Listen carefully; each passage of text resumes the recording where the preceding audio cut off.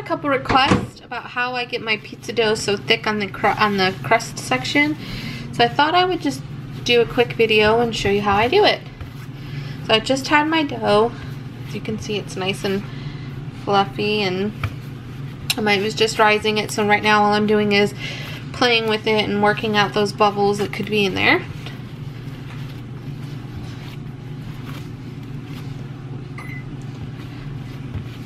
Okay.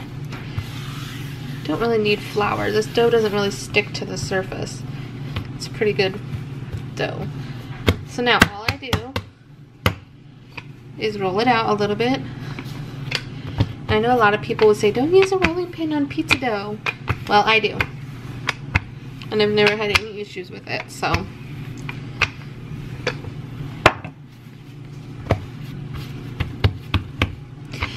Now, you can leave it pretty thick if you want really thick crust, or you can go really thin if you want a really thin crust. If you're gonna go thin, I recommend cutting it in half, because this is a pretty big dough.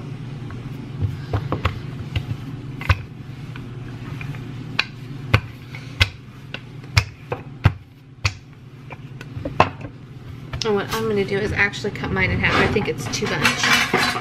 And I'm gonna make 2 pizzas, but I'm gonna freeze one for next time.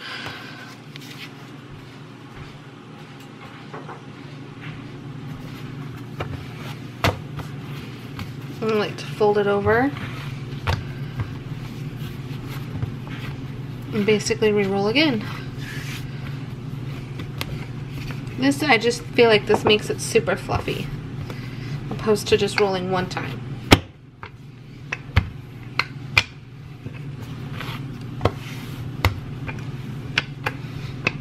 Oh, it's so pretty.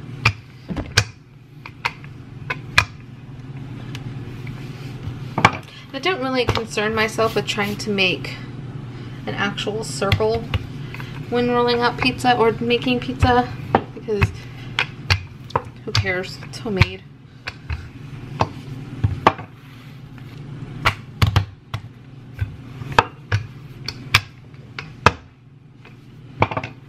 Okay. Then I just take it and stretch it a little.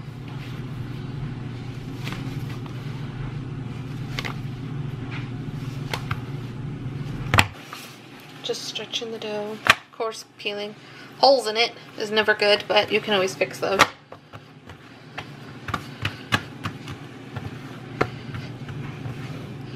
This is a pretty good pizza dough recipe, so be sure to let me know how it turns out when you give it a try. Alright, I'm gonna get mine.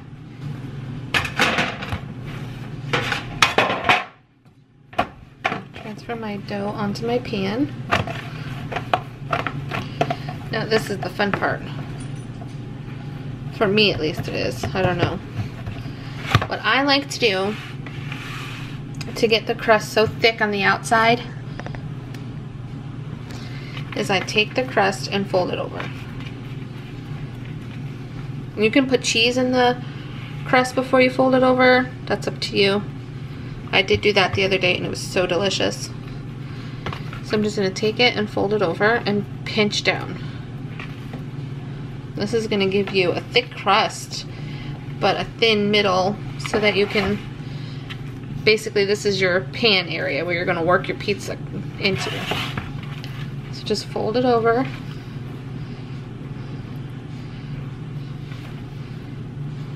Don't worry about if it's thicker in some areas and thinner in some. I mean, again, it's homemade, so we'll work it out, no worries.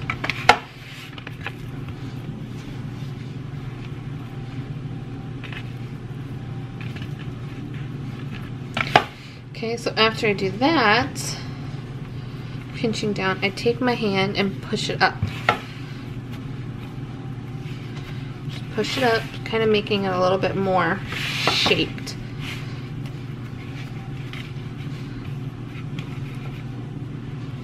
Okay, and I put some oil on my pan so that my pizza would not stick.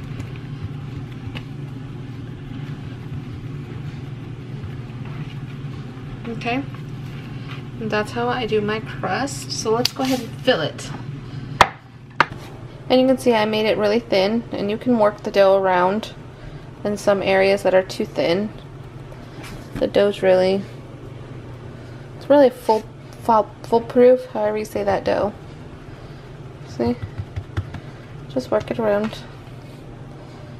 There's the crust. So I'm going to take some, I have from Whole Foods, some organic pizza sauce. I'm just going to plop some in there and twirl around. And see, this gives you a barrier for where you'll stop, and that'll be your crust.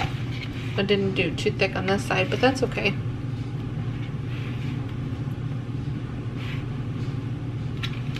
Okay. I got to open my cheese. Now, the cheese I love to use for pizza is this Organic Valley raw cheddar cheese. It's the only cheese we buy, honest.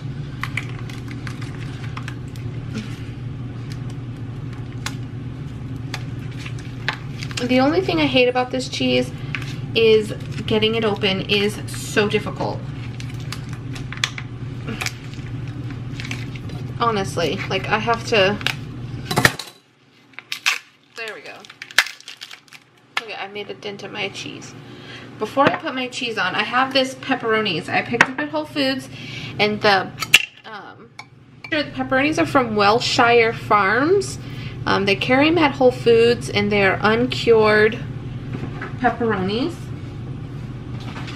Also, the Canadian bacon I have is from there too, so this is the brand. It's Welshire Farms. And it's seasoned, uncured bacon. It has no preservatives. So that's the same with my pepperonis. It's the same exact thing. And honestly, that is the only brand pepperoni I trust. Okay, I'm just putting some pepperoni around it. I like to put my toppings underneath my cheese. Make it kind of like a Chicago style pizza. I feel like that's fun to play with. And I'm just going to put a couple pieces of Canadian bacon on it. There we go. And then I have my cheese grater. I'm going to cut my cheese in half, actually. It'd be a lot easier to work with. And we're just going to grate some cheese. You can put whatever you want on your pizzas, but I love making the crust like this because it's kind of like a barrier. Like you cannot cross the barrier. When I do the crust like this, my kids can make their own pizzas and they love doing it. They know stay inside the circle.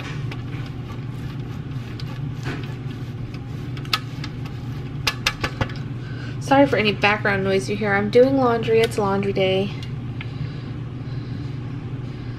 Oh, the raw cheddar cheese smells so good when you shave it. I'm gonna put some more cheese. Probably use up the rest of this little block right here.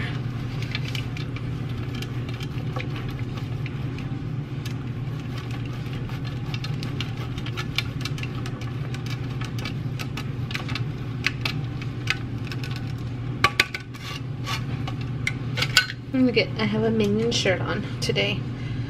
It says banana. It's my cool Minion shirt. Banana. I only have a little bit of cheese left, so I'm just gonna use it up. I still have half, but that'll be for the pizza that I'm gonna freeze. Now, you can take these pizzas like this, raw, or you can cook them halfway. And you can leave them on your baking sheet like this, plop them in your freezer for 2-3 hours, let them completely freeze, and then put them in a Ziploc, and you have your own homemade frozen pizzas. So easy. Now, as most of you guys know, we downsized from our home to an apartment, so I won't be freezing this one, but I will make up the other one, and either my husband can have it or the kids can have it later today. So now this is gonna go in the oven. There it is. There's my pizza with some fluffy bordered crust. Push this side up a little more. There we go. I'm just gonna cook this for 30 to 40 minutes in the oven at 350.